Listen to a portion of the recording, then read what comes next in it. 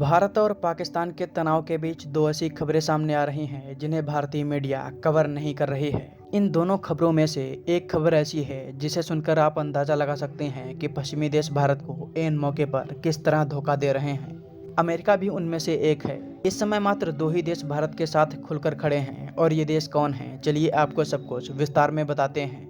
पहली खबर तुर्की और पाकिस्तान को लेकर है। इस समय तुर्की पाकिस्तान की हर संभव मदद कर रहा है। हाल ही में तुर्की से एक भारी भरकम जहाज पाकिस्तान में आया था। इसके बाद अब खबर सामने आई है कि तुर्की से एक मालवाहक जहाज पाकिस्तान में लैंड हुआ है।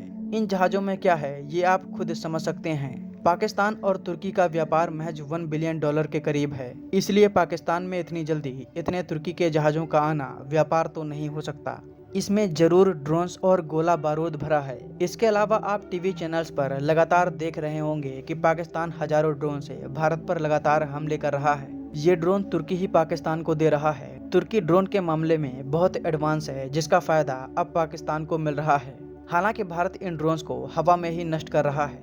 दूसरी खबर अमेरिका और पश्चिमी देशों से जुड़ी है। IMF ने हाल ही में पाकिस्तान को $1 बिलियन की मदद का ऐलान किया है।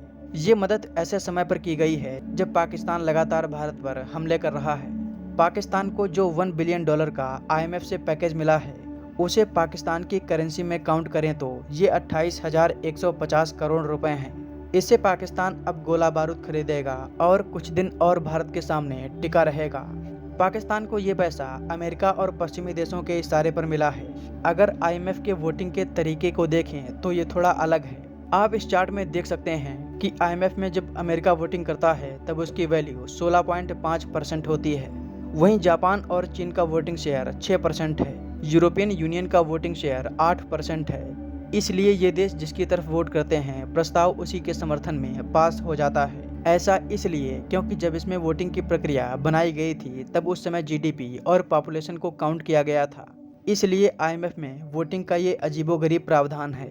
अब आप में से कई लोग ये सोच रहे होंगे कि भारत ने पाकिस्तान को दिए गए लोन के प्रस्ताव को अबस्टेन यानी उसमें वोटिंग से दूरी क्यों बनाई।